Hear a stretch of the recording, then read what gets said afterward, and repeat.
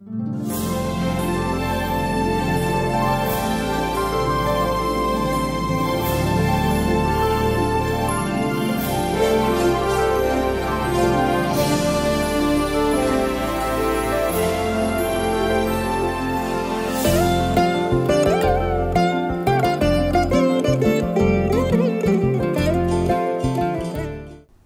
అస్మద్గురుభ్యో నమః. హరి ఓం. శ్రీశైలేశిత్యాది ప్రణతోస్మి నిత్యం. పితామహస్యాపి పితామహాయ ప్రాచేతసాదేశ ఫలప్రదాయ శ్రీభాష్యకారోత్తమదేశికాయ శ్రీశైలపూర్ణాయ నమో నమస్తాత్. కూజంతం రామ రామేతి మధురం మధురాక్షరం ఆరుహ్య కవితా శాఖాం వందే వాల్మీకికోకిలం. గోష్పదీకృతవారాసిం మసకీకృతరాక్షసం రామాయణ మహామాల రత్నం వందే నీలాత్మజం. వేదవేద్యే పరే పుంసి జాతే దశరథాత్మజే వేదః ప్రాచేతసాదాసీద్ సాక్షాద్ రామాయణాత్మనా. చరితం రఘునాథస్య శతకోటి ప్రవిస్తరం ఏకైకమక్షరం ప్రోక్తం మహాపాతకనాశనం. ఆపదామపహర్తారం దాతారం సర్వసంపదాం లోకాభిరామం శ్రీరామం భూయో భూయో నమామ్యహం. ఈటీవీ లైఫ్ ఆధ్యాత్మిక ఛానల్ ప్రేక్షకులకు నమస్కారం. నిన్నటి రోజున మనం విశ్వామిత్ర మహర్షి యొక్క ఆగమనం, అలాగే దశరథ చక్రవర్తి విశ్వామిత్రుల యొక్క సంవాదం, ఆ తర్వాత రామలక్ష్మణులు విశ్వామిత్ర మహర్షి వెంట వెళ్ళుట, ఇది చూసాం. దీన్ని కొద్దిగా కొనసాగిస్తూ ఈ రోజున శ్రీ సీతారామచంద్ర స్వామి వార్ల యొక్క కళ్యాణోత్సవాన్ని మనం అనుభవించి పూర్తి చేసుకుందాం. విశ్వామిత్ర మహర్షి వెంట వెళుతున్నటువంటి రామలక్ష్మణులకు బల, అతిబల అని ఒక 2 విద్యలని ఉపదేశిస్తారు విశ్వామిత్ర మహర్షి. ఎందుకంటే మరి పగలు రాత్రి 2 పూటల యాగాన్ని సంరక్షించాలి. మరి రాత్రిపూట నిద్రపోతే ఎలా? నిద్రపోకూడదు. అలాగని నిద్రపోకుండా ఉండడం వల్ల అలసట రాకూడదు. అందువల్ల బల, అతిబల అని ఒక 2 విద్యలని ఉపదేశిస్తాడు. ఆ తర్వాత అరణ్యంలోకి వెళుతూ ఉంటారు. మొట్టమొదటిగా తాటక అనే రాక్షసి కనపడుతుంది, సంహరిస్తారు, వెళతారు. ఆ తర్వాత సిద్ధాశ్రమంలో యాగ సంరక్షణ.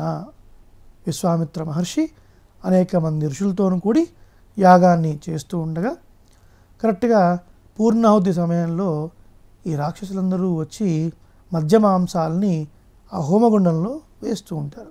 గొప్ప శబ్దంతో రాక్షసులు వస్తూ ఉన్నప్పుడు రామలక్ష్మణులు అనేక బాణ పరంపరలతోని ఆ రాక్షసుల్ని సంహరిస్తారు. అందులో ముఖ్యమైన రాక్షసులు ఒక 2, మారీచుడు, సుబాహు. సుబాహు అనే రాక్షసుడినేమో సంహరిస్తాడు రామచంద్రమూర్తి. కానీ మారీచుడు అనే రాక్షసుడిని మాత్రం ఒక 100 యోజనాల దూరం వరకు కొడతాడు. వాడు చాలా దూరం వెళ్ళి పడిపోతాడు, కానీ మరణించాడు. ఎందుకు అట్లా చేశాడు? మారీచుడితోని ఇంకా కొంత కథ ఉంది ముందు.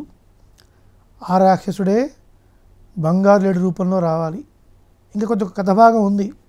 అందుకని అలా కొడతాడు దూరంగా. చక్కగా యాగం అంతా పూర్తయిపోతుంది. అప్పుడు రామలక్ష్మణులు విశ్వామిత్ర మహర్షి దగ్గరికి వచ్చి ఈ మాట అంటారు: ఇమౌస్మ మునిశార్దూల కింకరౌ సముపస్థితౌ ఆజ్ఞాపయ యథేష్టం వై శాసనం కరవావకిం. ఓ మహర్షి, ఓ మునిశార్దూల, అంటే మునులలో గొప్పవాడైనటువంటి ఓ విశ్వామిత్ర మహర్షి, మేమిద్దరం నీ సేవకులుగా ఉన్నాం.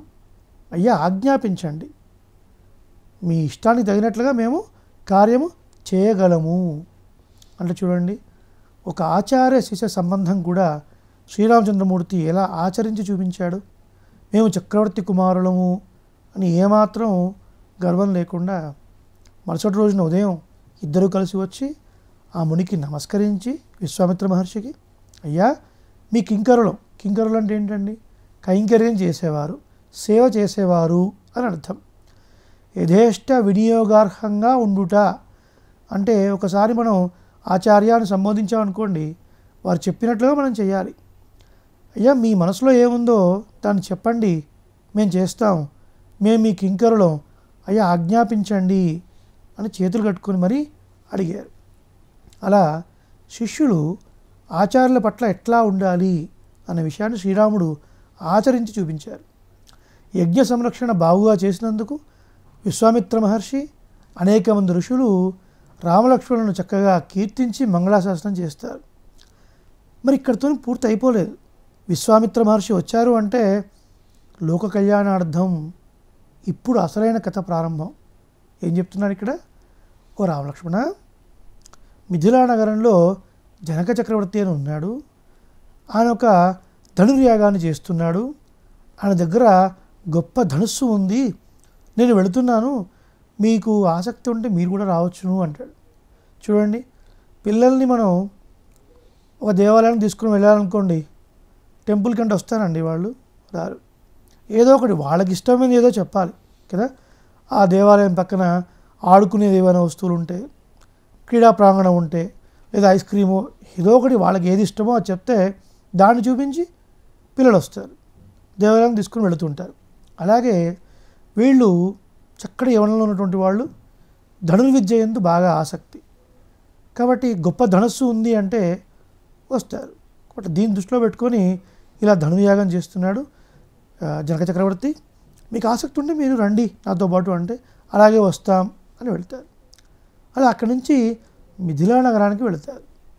మిథిలా నగరానికి విశ్వామిత్ర మహర్షి వచ్చారు అని తెలుసుకొని జనక చక్రవర్తి తమ యొక్క పురోహితుడైనటువంటి శతానందుడితోని పూర్ణ కుంభంతో వచ్చి స్వాగతం పలుకుతాడు. చూడండి, పెద్దలు ఎవరైనా వస్తున్నారు అంటే, జ్ఞానాధికులు, ఇతిహాస పురాణ వేద ఇలాంటి ప్రబంధాలను సేవించినటువంటి మహానుభావులు ఎవరైనా వస్తున్నప్పుడు పూర్ణ కుంభంతో మనం స్వాగతం పలకాలి. ఇది మనకు సంప్రదాయం. దాయం అంటే దాయభాగం అని దేనంటారు? ఆస్తిని పంచుకుంటే దాని దాయభాగం అంటారు. ప్రదాయం బాగుగా ఇచ్చినది.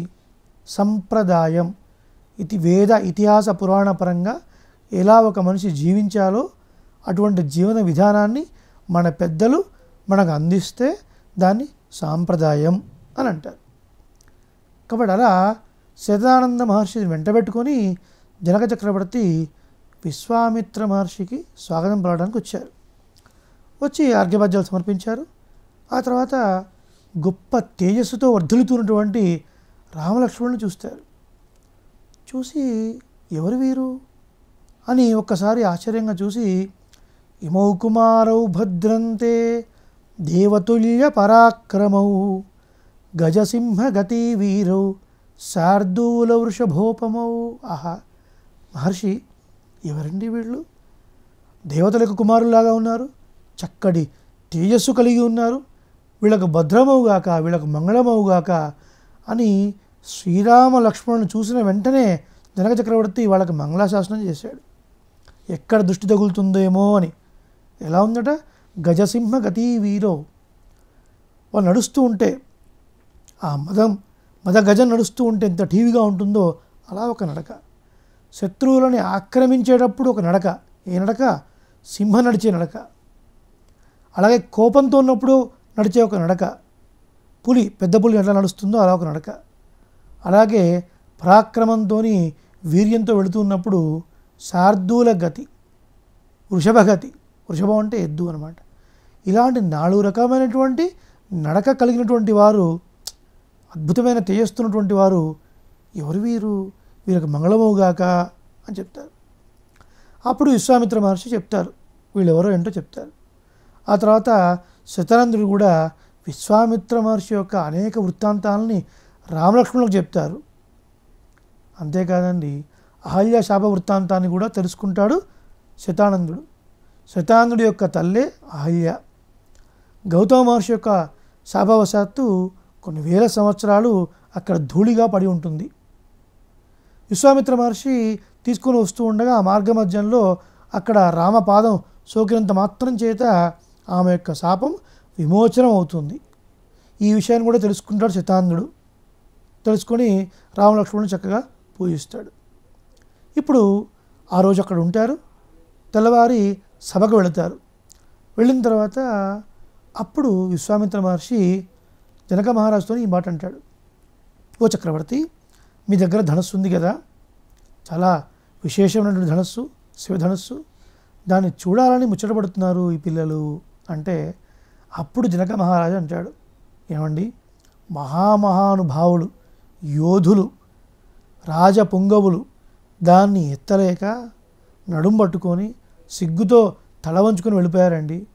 చిన్నపిల్లలు, వీళ్ళేం చూస్తారండి ధనస్సు, వీళ్ళేం చేయగలుగుతారు అని అంటాడు. పర్వాలేదయ్యా, ఒకసారి తెప్పించు, చూస్తారు అన్నాడు విశ్వామిత్ర మహర్షి. ఇప్పుడు ఆ ధనస్సు ఒక పెద్ద మంజూషలో ఉంది. మంజూష అంటే పెద్ద పెట్టే అని అర్థం.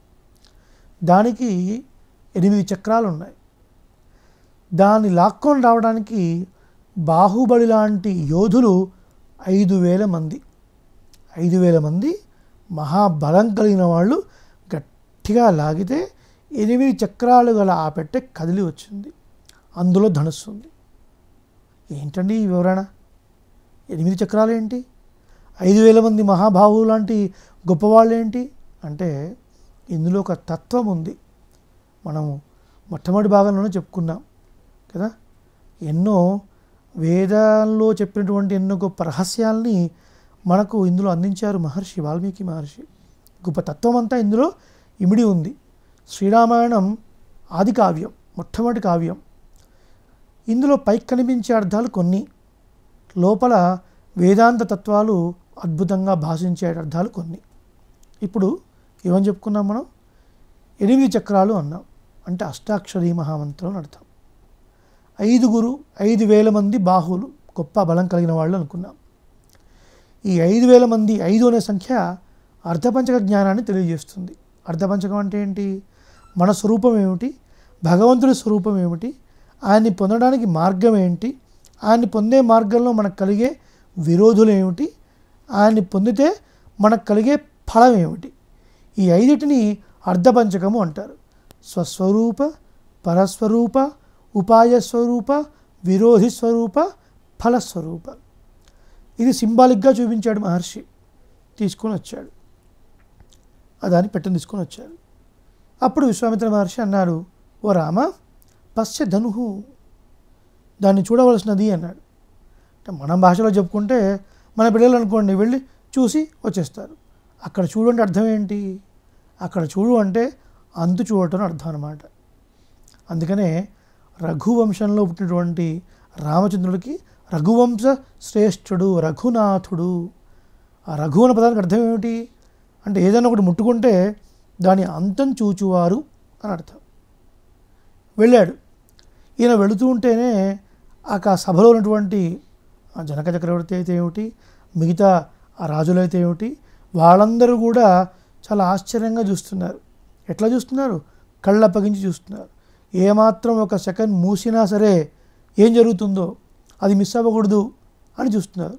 చిన్న పిల్లవాడు అండి, 12 సంవత్సరాల పిల్లవాడు, పాలు కారే బుగ్గలు అని చెప్పుకున్నాం కదా, అటువంటి పిల్లవాడు ఈయన ఎందుకు వెళుతున్నాడు, ఏం చేస్తాడు అక్కడ? జనక చక్రవర్తికి ఒకటే భయం, దాన్ని ఏమైనా మీదేసుకుంటాడా, అసలు లేపుతాడా లేపడా, అదే ముందు సమస్య. ఒకవేళ లేపినా ఎక్కడ మీదేసుకుంటాడో ఏమిటో అని భయపడుతున్నాడు.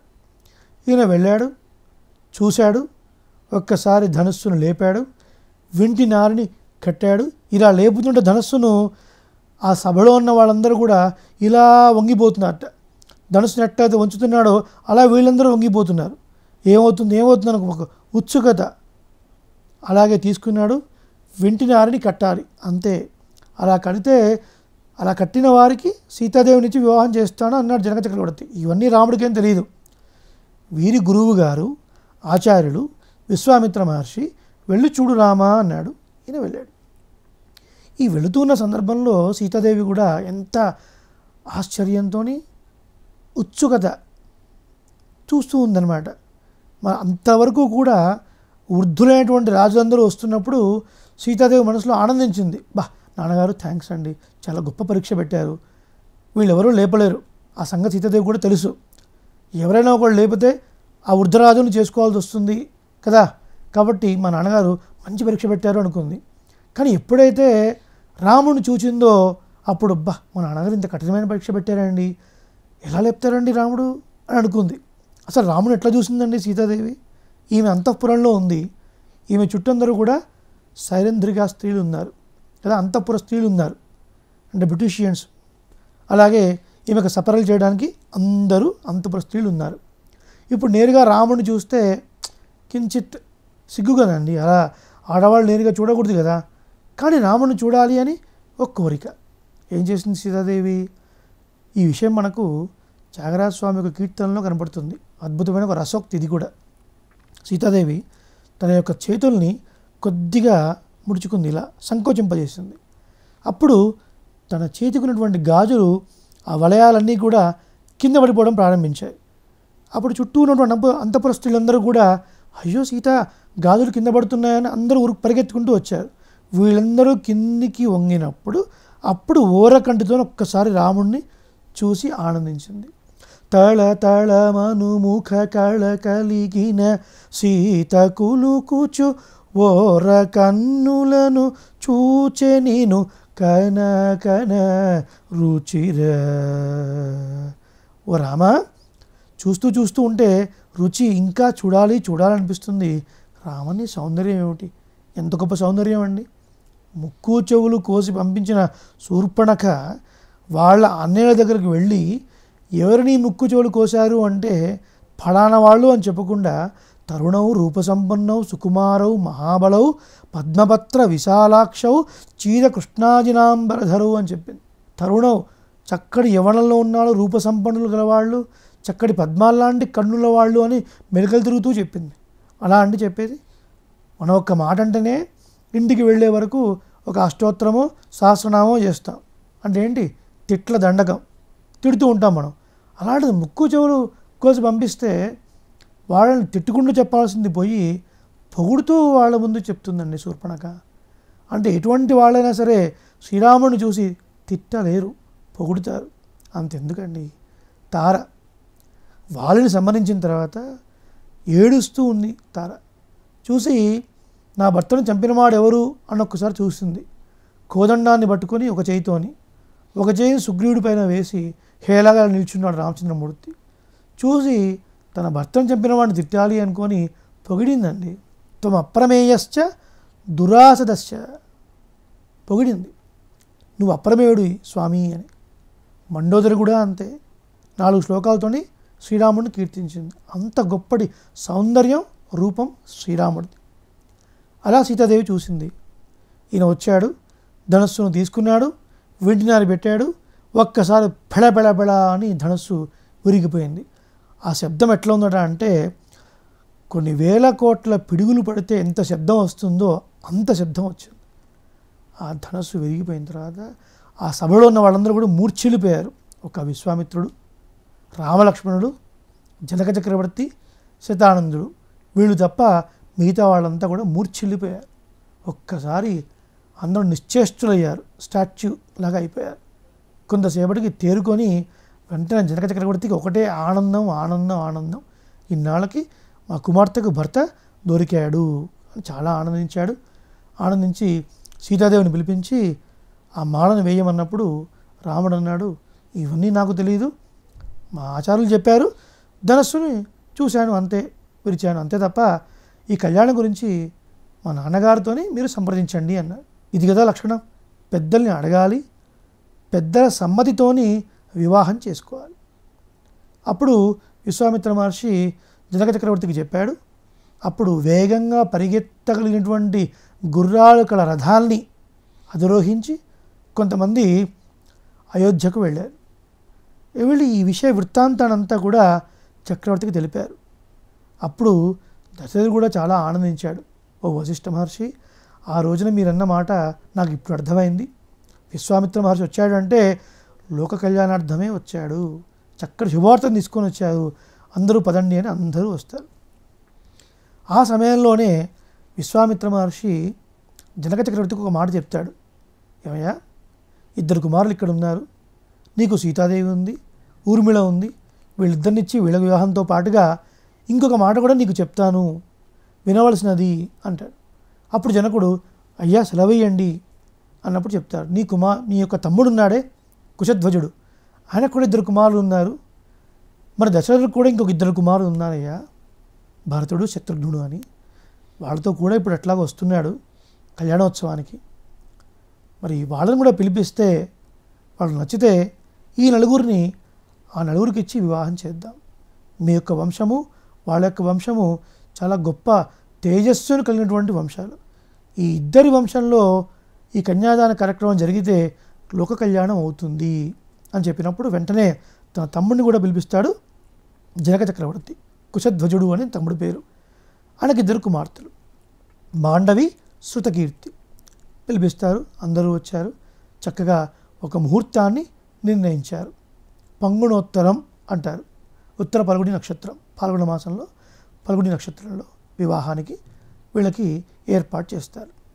అయితే ఇక్కడ ఒక చిన్న సందేహం. శ్రీరామనవమి రోజున మనం కళ్యాణం చేస్తున్నాం కదండి, ఇది ఎలా సమ్మతము? ఆ రోజు శ్రీరామచంద్రమూర్తి అవతరించినటువంటి రోజు కదా, మరి ఆ రోజు కళ్యాణం చేయడం ఎంతవరకు సమంజసం అంటే, మనకు పాంచరాత్రంలో ఒక మాట చెప్పబడింది. ఏంటంటే, యస్య అవతార దివసే తస్య కళ్యాణమాచరేత్.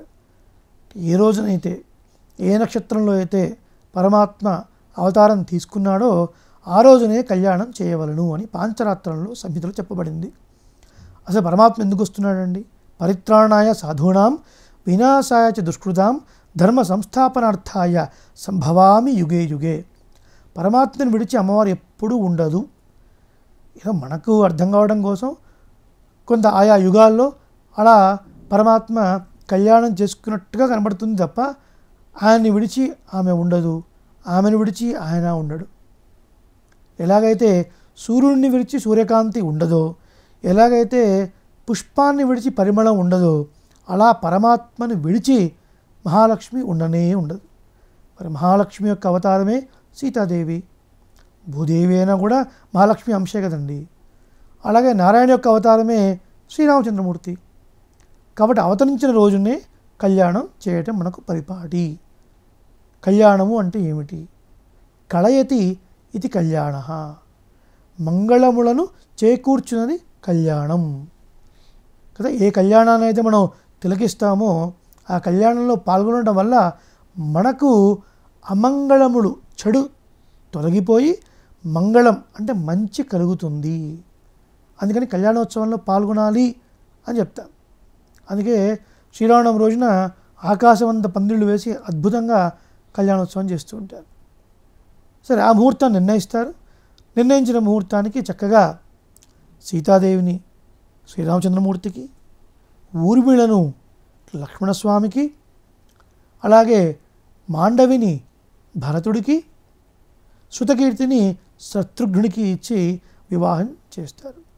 ఈ వివాహం జరిగినప్పుడు పుష్పవృష్టిర్మహాత్యాసీత్ అంతరిక్షాత్సు భాస్వరా దివ్యదుందుభి నిర్ఘోషై గీతవాదిత్ర నిస్వనై.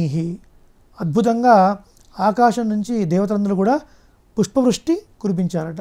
చక్కటి భేరీనాదాలు వినపడ్డాయి. అంటే మంగళకరమైనటువంటి ఒక ఘట్టం జరిగినది. అలా సీతారామ కళ్యాణోత్సవం జరిగినది అని మహర్షి మనకు శ్రీరామాయణంలో వివరించారు. ఎవరైతే ఈ కళ్యాణ ఘట్టాన్ని వింటారో, కళ్యాణ ఘట్టంలో పాల్గొంటారో వాళ్ళకి అనేక మంగళములు కలుగుతాయి అని మనకు పెద్దలు చెప్పున్నారు. కాబట్టి ఏ రోజైతే పరమాత్మ అవతరించాడో ఆ రోజున కళ్యాణం చేయటం అనేది పాంచరాత్రంలో ఉన్నటువంటి సంహిత ఆధారంగా, ఆ ప్రమాణంగా మనము ఆయా నక్షత్రాలను బట్టి చేస్తున్నాం. శ్రవణ నక్షత్రం శ్రీ వెంకటేశ్వర స్వామి యొక్క కళ్యాణం, స్వాతి నక్షత్రం శ్రీ లక్ష్మీనరసింహస్వామి యొక్క కళ్యాణం, అలాగే పునర్వసు శ్రీ రామచంద్ర స్వామి యొక్క కళ్యాణ మహోత్సవం. అందుకని తిరుమలలో ఇప్పటికీ కూడా నిత్య కళ్యాణం ఎందుకు చేస్తున్నారండి? నిత్య కళ్యాణం పచ్చతోరణం అంటున్నాం. అంటే ఎప్పుడు కళ్యాణం జరగడం అంటే అర్థం ఏంటి? ప్రతిరోజు పెళ్లి చేసుకుంటున్నాడు ఆయన, అది కాదు అక్కడ అర్థం. మనమైతే వివాహం అంటాం, అదే భగవంతుడి విషయంలో కళ్యాణము అని అంటాం. అంటే కళయతి, ఇందాకే చెప్పుకున్నాం, ఎప్పుడూ మంగళప్రదంగా ఉండాలి అని ఆశిస్తాం. అందుకే మన ఇళ్లలో మన పిల్లల వివాహం జరిగినప్పుడు కానీ, ఒక గృహప్రవేశం అయినప్పుడు కానీ విశేషించి ఇలాంటి కళ్యాణోత్సవం చేసుకోవడం చాలా చాలా మంచిది అని పెద్దలు చెప్తారు. కాబట్టి ఇదం పవిత్రం పాపఘ్నం పుణ్యం వేదైశ్చ సంహితం. శ్రీమద్ రామాయణం పవిత్రమైనది, అది పఠించిన వాళ్ళని, విన్న వాళ్ళని పవిత్రుల్ని చేస్తుంది. మన పాపాలని దహించి వేస్తుంది, పుణ్యాల్ని కట్టబెడుతుంది. అంతేకాదండి, ఇది వేదంతో సమానమైనది. ఇటువంటి శ్రీమద్ రామాయణంలోని అనేక విషయాలు ఉన్నాయి. ఇందులో కొన్ని విషయాల్ని మనం భగవద్భాగవత ఆచార్య మంగళాశాసనంగా మీ అందరితోని పంచుకొని కొన్ని విషయాలు మనం అనుభవించుకున్నాం. మళ్ళీ ఏదైనా ఒక సందర్భంలో మరికొన్ని విషయాల్ని మనం చూద్దాం. శ్రీ సీతారామ కళ్యాణ ఘట్టాన్ని ఎవరైతే వింటారో వాళ్ళ యొక్క వంశము, వాళ్ళ యొక్క గోత్రము చక్కగా దినదినం అభివృద్ధి చెంది, ఉత్తరోత్తర అభివృద్ధి చెంది సమస్త మంగళములు కలగాలి అని భగవద్భాగవత ఆచార్య పురస్సరంగా అనేక మంగళాశాసనాలు చేస్తూ సమస్త సన్మంగళాని భవంతు సర్వే సర్వత్ర అఖండ విజయస్తు శ్రీ సీతారామ లక్ష్మణ భరత శత్రుఘ్న సమేత శ్రీరామచంద్రస్వామినః పరిపూర్ణ అనుగ్రహ సిద్ధిరస్తు. వేద వేదాంత వేద్యాయ మేఘశ్యామలమూర్తయే పుంసాం మోహనరూపాయ పుణ్యశ్లోకాయ మంగళం. మంగళాశాసనపరైః మదాచార్య పురోగమైః సర్వైశ్చ పూర్వైరాచార్యైః సత్కృతాయాస్తు మంగళం. శ్రీమతే రమ్యజామాతృమునీంద్రాయ మహాత్మనే శ్రీరంగవాసినే భూయాత్ నిత్యశ్రీః నిత్యమంగళం. స్వస్తి. అనేక మంగళాశాసనాలు. శ్రీమతే రామానుజాయ నమః. జయ శ్రీరామ, జయ శ్రీమన్నారాయణ, జయ శ్రీరామ్. స్వస్తి.